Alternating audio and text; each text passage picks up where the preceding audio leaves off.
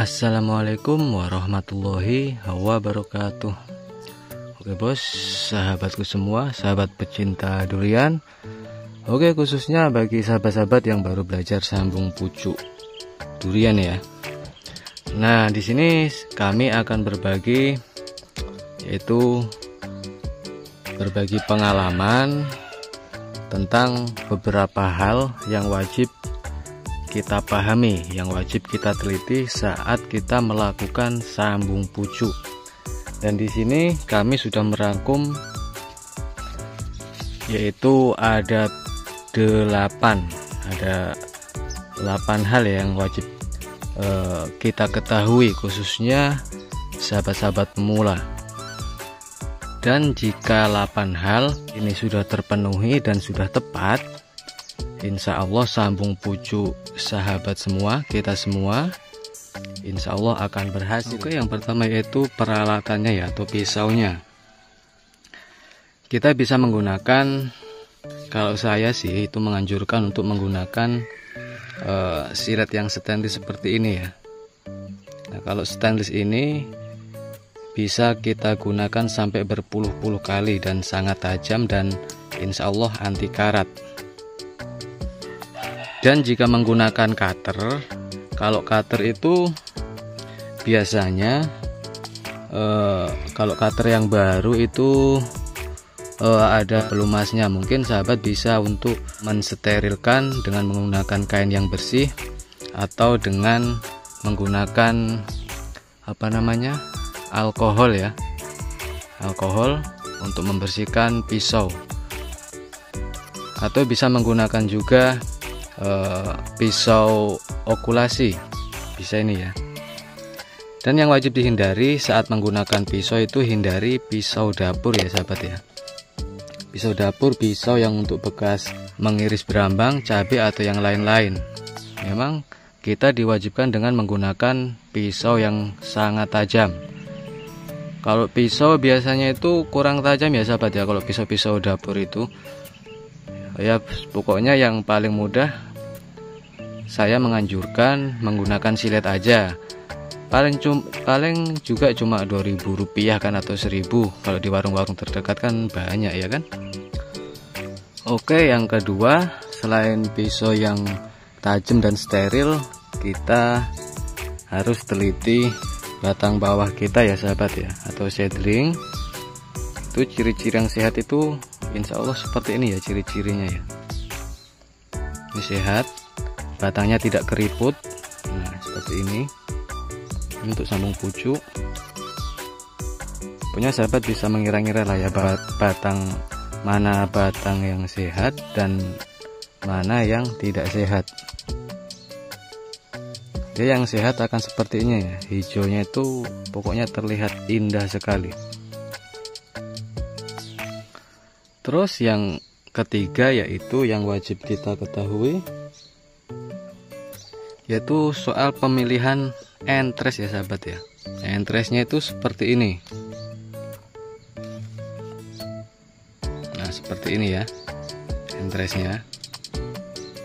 Dia tidak terlalu tua sekali, tapi cukup tua, dan tidak terlalu muda. Ini sangat bagus untuk sambung pucuk. Dan usahakan carilah entres yang mata tunasnya seperti ini. Seperti ini ya. Ini belum pecah. Jangan mencari entres yang sudah pecah ya. Usahakan yang seperti yang masih montok-montok seperti ini. Nah, ini contohnya yang seperti ini. Ini bagus, tapi ini masih sangat muda ya sahabat. Ini kalau kita gunakan biasanya disinilah kegagalan tercepat sambung pucuk kita. Dengan kalian menggunakan entres ini yang masih muda seperti ini, maka akan mudah terserang jamur. Ini pasti akan gagal kalau menggunakan entres yang seperti ini. Ini masih sangat muda. Oke, yang nomor 4 yaitu tentang cara membelahnya atau menyayat entres atau batang bawahnya ya. Saat membelah batang bawahnya, kita harus sekali belah ya sahabat ya. Oke, mari langsung kita contohkan. kita potong di sini ya sahabat ya, seperti ini.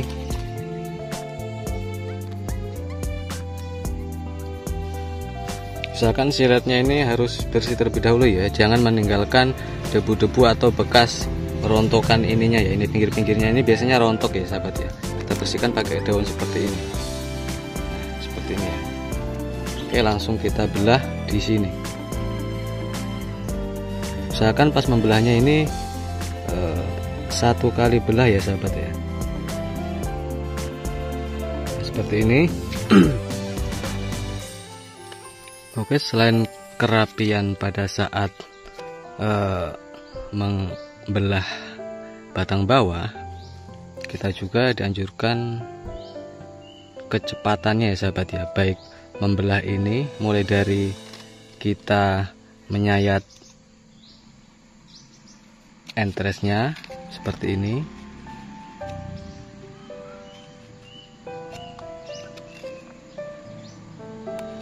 seperti ini.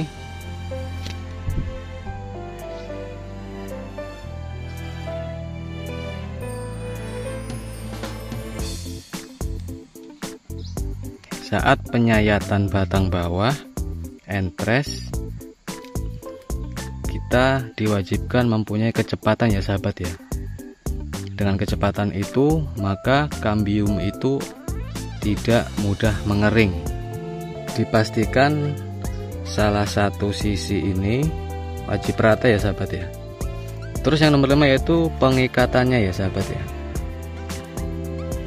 Tentang pengikatan kita bisa menggunakan beberapa teknik. Bisa yang seperti ini, seperti ini bisa sahabat ya.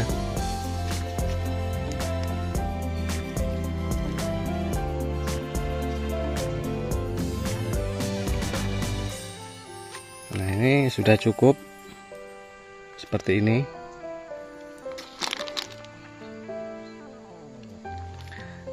Yang tali model seperti ini nanti hasilnya akan seperti ini sahabat. Nah, seperti ini.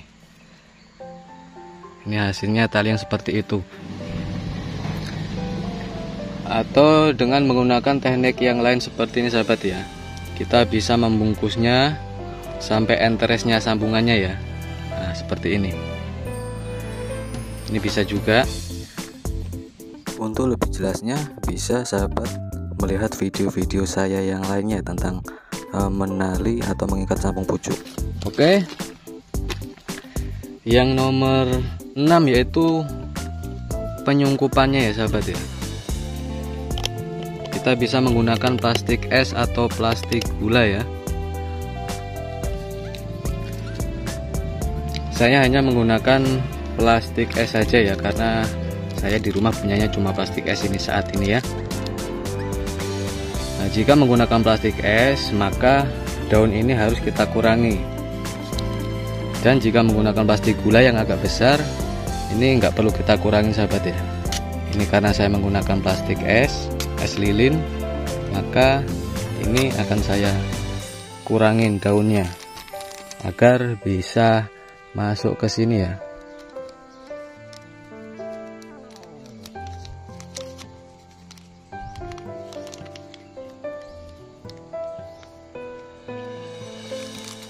Nah, seperti ini sahabat ya. Dan untuk penyungkupan yang nomor 6 ini jangan kita tali sahabat ya. Biarkan saja seperti ini. Nah, biarkan saja seperti ini. Tidak usah kita tali bawahnya. Jika kita tali, apalagi saat musim hujan, biasanya kan kalau musim hujan itu penguapannya dia banyak sekali mengeluarkan embun. Justru embun itu akan masuk di sini, di sambungannya kita, dan akan mempercepat kegagalannya kita ya. Oke, nomor 7 yaitu penempatannya. Usahakan untuk sambung pucuk kita tempatkan di tempat yang sejuk seperti ini sahabat ya. Ini sejuk ini tempatnya. Nah, seperti ini sejuk ini ya. Bawah-bawah pohon ini lebih bagus ya. Oke, yang nomor 8 yaitu penyiraman. Meskipun kita taruh di tempat yang sejuk, ini wajib kita siram. Kalau di tempat saya, kalau saya pribadi biasanya saya menyiram untuk khusus sambung pucuk sekitar 2 hari sekali ya sahabat ya. 2 hari sekali saya menyiramnya. Jika musim hujan tidak usah disiram ya. Oke, terima kasih, semoga bermanfaat.